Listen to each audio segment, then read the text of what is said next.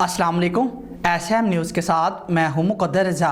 SM news studio में खुशामदीद। खबरों का सिलसिला बढ़ाते हुए खबर शामिल करते हैं। गुजरांवाला से पुलिस की मुबैना गफलत के बाद वारदातों में गैर मामूली इजाफे होने पर तंबुली के रिहायशी सरापा एहतजाज बन गए हैं। रात 11 बजे के बाद इलाके में खुद साख्ता कर्फ्यू का ऐलान कर दिया गया है।